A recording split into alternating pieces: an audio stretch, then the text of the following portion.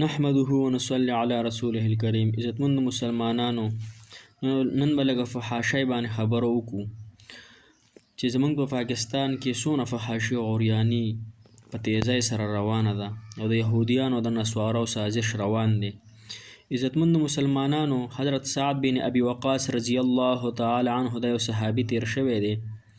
دوی یو جنگ له تله، نو چې کله جنگ له روان شو نو هغې کافرانو ته فتح ولګېده چې مسلمانان خو موږ سره جهاد دپاره را روان دي، موږ سره جهاد کوي او موږ به اوس غونډ قتلوي.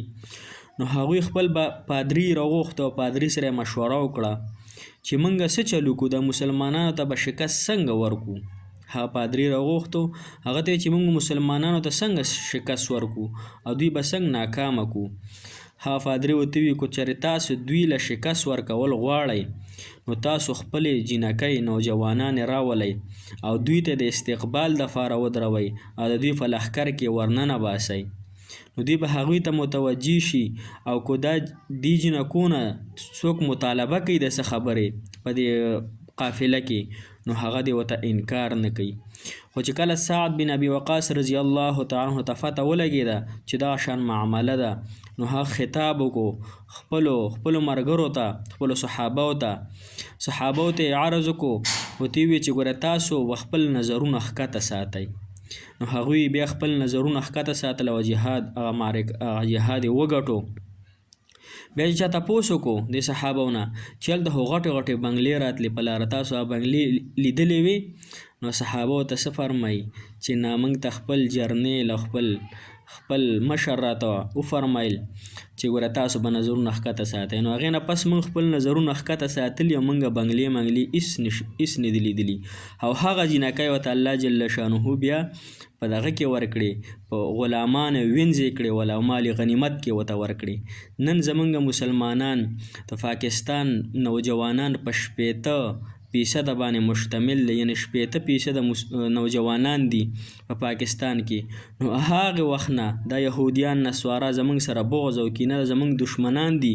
نو اوس زموږ څنګه خیرخوا شو، اوس په پاکستان کې 60% دغه نوجوانانو باندې مشتمل دی. نو زموږ دپاره قسمه قسم آلې روباسي، زموږ د تباهۍ دپاره قسمه قسم آلې روباسي او زموږ نوجوان نسل تباه او برباد کوي.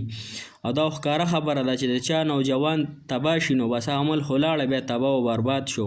نن زموږ د مسلمانانو دپاره تباهۍ دپاره ټیک ټاک رایستی دی چې نوجوانان جینکۍ چې کومې ټیک ټاک استعمالوي هغوی هم پکې دې کې اخته دي په دې ګناه کې. او دا نه وي چې دا ګناه ده، حالانکې د ښځې خبرې چې دي دا عورت دی او بیا پکې دوی پکې پخرې کوي، دوی پکې ګډاګانې کوي او نوجوانان هلکان پکې ګډاګانې کوي. نو آیا دا د مسلمان نښه ده؟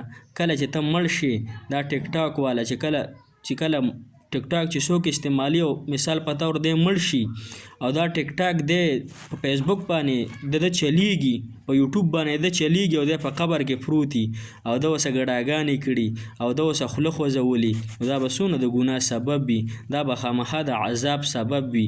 نو مسلمانانو، یهودیان زموږ دپاره زموږ دشمنان دي، هغوی زموږ دپاره قسمه قسم آلې روباسي چې مسلمان به څنګه تباه او برباد کړو، د مسلمان زنانانو به څنګه لوپټه لرې کړو. د هغې دپاره موږ ته ټیک ټاک رایستی. زموږ نوجوانان جینکۍ چې دي څونه په دې کې اخته دي، څونه پکې دې کې اخته دي او څونه په ګناهونو کې اخته دي مسلمانانو. او پاکستان کې څونه عریاني او فحاشي د نن سبا، تاسو د دې علم شته؟ تاسو د دې فتح شته؟ په دنیا کې 10 ملکونه داسې دي چې په هغې کې فحاشي او عریاني ډېره په موبایلو کتلی کېږي. په هغې کې چې دی 3 ملکونه چې دی دا غیر مسلمه دي، 3 ملکونه، او دا 7 ملکونه چې دي نو دا د مسلمانانو ملکونه دي. په دې 7 ملکونو کې چې دی بیا پاکستان په 1 نمبر باندې دی. دا ولې؟ پاکستان په فحاشۍ او عریانۍ کتلو کې په 1 نمبر باندې دی او زموږ نوجوان نسل دوی تباه او برباد کو. آیا تا وړوکي بچي له غټ موبایل ورکړی دی، دی په کوټه کې ناستی دی، تا دله د موبایل ګیرلي چک کړې ده، تا دله مسپلیر چک کړی دی چې دی کې دی څه ګوري، تا دله چې ته موبایل چیک کړی دی چې زما دا بچی شپه ورځ په دې کوټه کې ناستی دی، زما دا بچی په دې موبایل باندې څه ګوري؟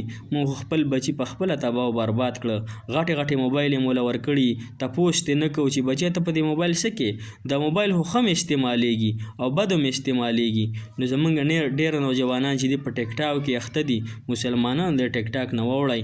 او ما دا هم اورېدلی دي چې ټیک ټاک باندې څوک ویډیو سازه کړي نو هلته بیا ډیلیټ کېږي نه، هلته بیا ډیلیټ کېږي نه. حضرت عبدالله بن عمر رضی الله تعالی مبارک راځي چې یو ورځ په لار روانو د ډول سورنا آواز یې واورېدو، په غوږونو مبارکو کې زر ګوتې ور وټومبلې داسې ګوتې ور وټومبلې. چا یې تپوس وکړو چې دا ته څه کوې حضرت صاحب؟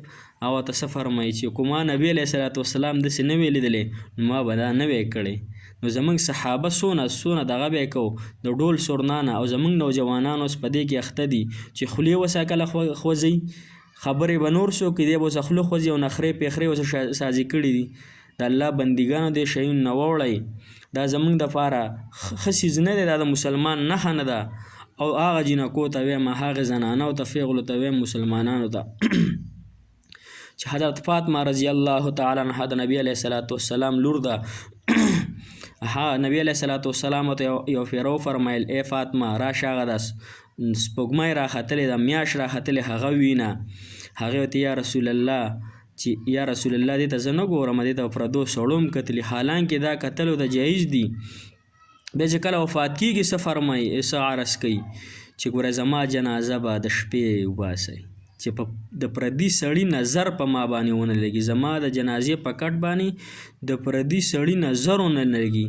او زمونږ نوجوانان جنکۍ او نوجوانان دا په کمو کندو باندې اخته شوي دي، دا په فحاشي او د عریانی، دا خو یهودیانو زمونږ د تباهۍ دپاره رایستې ده.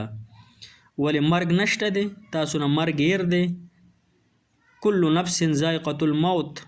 کله چې ابراهیم علیه صلات وسلام یو پیره حضرت اسرائیل علیه صلات وسلام ته عرض وکړو چې حضرت چې کله ته یو ښه انسان نه روح خلې، نیک عمله انسان نه، هغه له څنګه شکل کې راځي، او کله یو بد عمله نه روح خلې، هغه له څنګه شکل کې راځي، او ته چې ته برداشت نه کړې. ابراهیم علیه صلات وسلام برداشت پې نه کړي او ته ډېر اصرار وکړو چې نه حضرت صاحب ما ته دا ووایه، وښایه راته.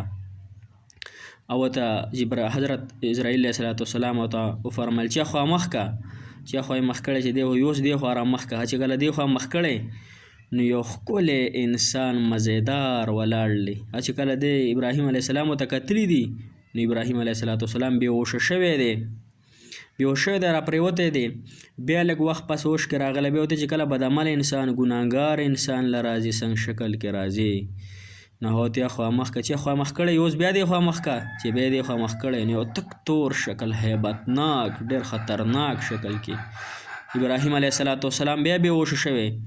بیا چې کله هوش کې راغلی دی نو ورته فرمایي چې اسرائیل علیه صلات وسلامه کو د نیک بخته انسان ته او د نیک انسان ته جنت هم میلو نشي، خو چې ستا د خوبصورته شکل ویني دا نعمت د ده دپاره بهتر دی چې جنت ته هم لاړ نشي، خو چې ستا د خوبصورته شکل ویني بس دا نعمت د ده دپاره کافي دی.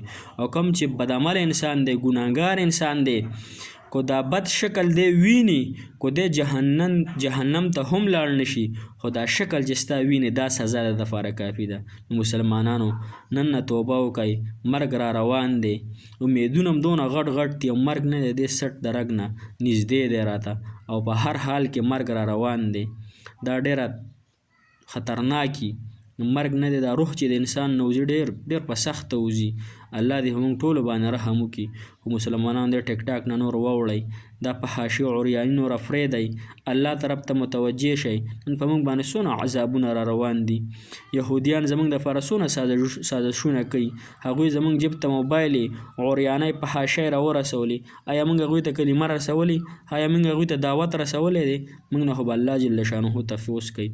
مسلمانان دا وړه شان ویډیو ده او دا دونه شیر کوي چې هر هغه کس ته ورسي چې څوک ټیک ټاک استعمالي او فحاشي او عریاني او فلمونه او ډرامې وغیره ګوري، هغوی ته دا ویډیو ورسوئ د دنیا ګوټ د الله د رضا دپاره. که چا څوک هم په ښه لار رالی، ستاسو د یو شیر د وجې نه به تاسو ته الله جل شانه اجر عظیم درکوي. واخر دعوانا الحمدلله رب العالمین.